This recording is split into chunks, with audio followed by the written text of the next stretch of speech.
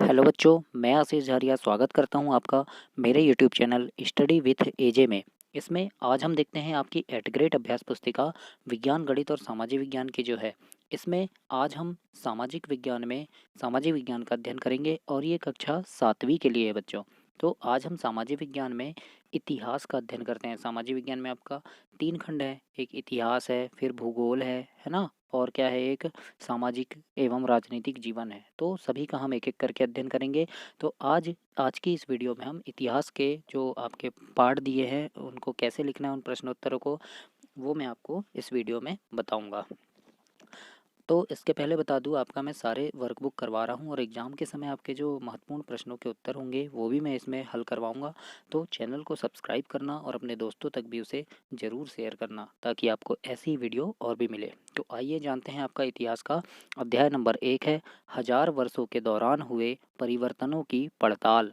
तो इसके हम प्रश्नों के उत्तर देखते हैं। सबसे पहला प्रश्न दिया है बच्चों आपका इसमें कि 1700 से 1750 ईस्वी तक के इतिहास के बारे में हमें किन किन स्रोतों से जानकारी मिलती है।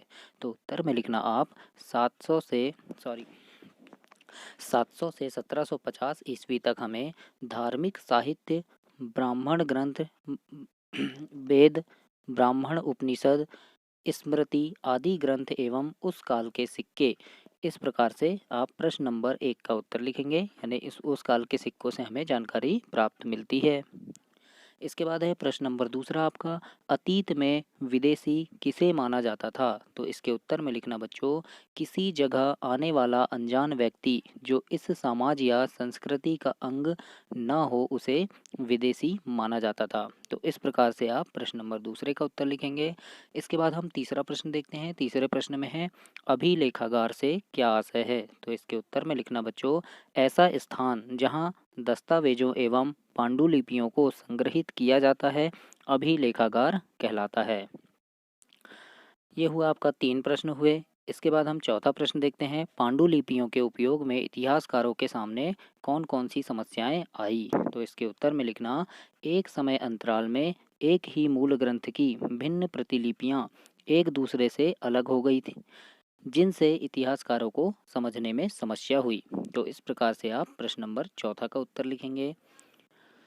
इससे पहले मैं बता दूं आपको कि चैनल को ज़रूर से सब्सक्राइब करना ताकि आपको ऐसी ही वीडियो और भी मिलती रहे, और भी मैं आपके लिए ऐसी ही वीडियो और भी बनाते रहूं और उन वीडियो को आप देखें।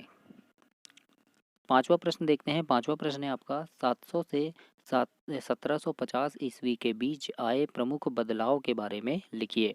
तो इसके उत्तर में लिखना बच्चों, 700 से 1750 के बीच आर्थिक, राजनीतिक, सामाजिक एवं सांस्कृतिक बदलाव हुए। इस प्रकार से आप अपनी वर्कबुक में लिखेंगे।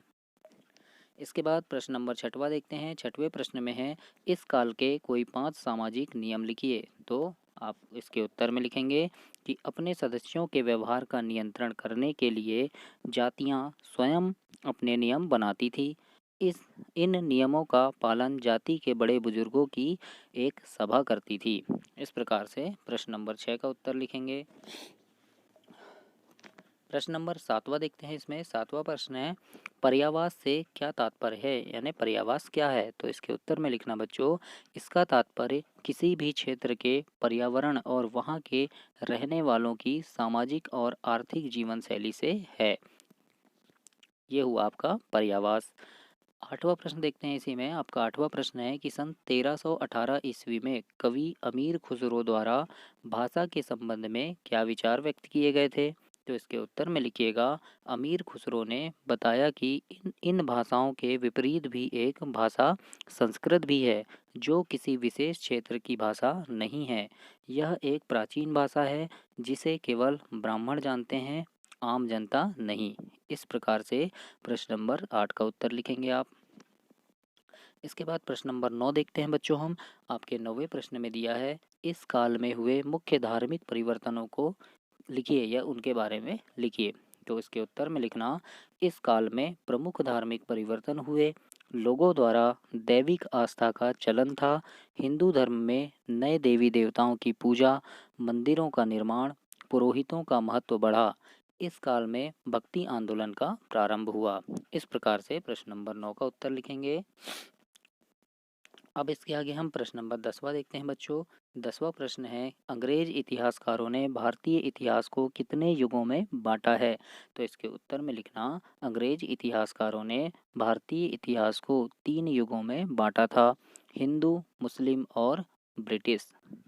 यह विभाजन इस विचार पर आधारित था कि शासकों का धर्म ही एकमात्र ऐतिहासिक परिवर्तन होता है और अर्थव्यवस्था, समाज और संस्कृति में और कोई भी महत्वपूर्ण बदलाव नहीं आता है।